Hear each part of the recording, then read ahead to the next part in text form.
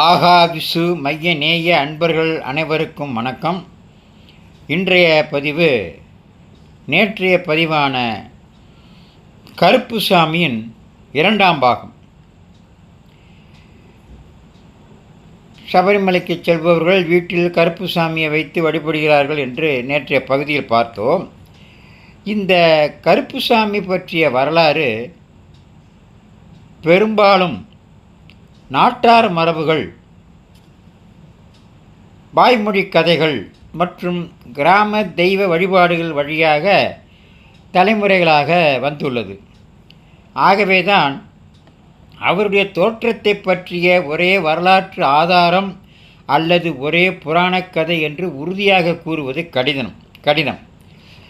தமிழகத்தின் பல பகுதிகளில் கருப்புசாமி எல்லை, பாதை, கிராமம் மற்றும் மக்களை பாதுகாக்கும் வீர காவல் தெய்வமாக வழிபட்டு வந்துள்ளார்கள்.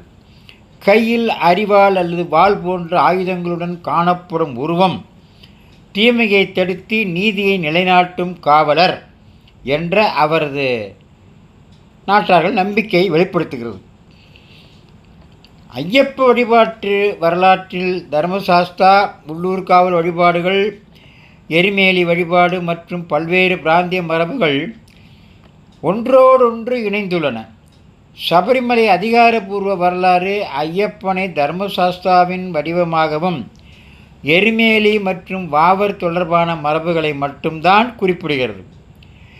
முதலில் வீட்டை காக்கும் தெய்வம், காவல் தெய்வத்தை வணங்கு, விரதத்தை தொடங்கு, ஐயப்பனை நினைத்து மாலை அணிந்து இருமுடி கட்டி சபரிமலை யாத்திரைக்கு புறப்படு என்று ஆன்மீக எண்ணமாக விளங்கி வருகிறது. தொன்று தொட்டு இதுதான் நடந்து வருகிறது. கருப்புசாமி வீட்டில் வைத்து வழிபடுவது வெறும் சிலையை வீட்டில் வைத்திருப்பது மட்டுமல்ல என்று பக்தர்கள் கருதுகிறார்கள்.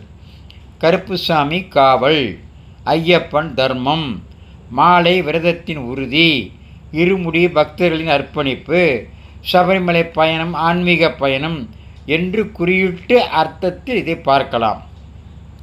சபரிமலை யாத்திரையின் அடிப்படையே 41 நாள் விரதம், புலனடக்கம், எளிமையான வாழ்க்கை, ஒழுக்கம் மற்றும் பக்தி என்பதாக அதிகாரபூர்வமாக குறிப்பிடப்படுகிறது.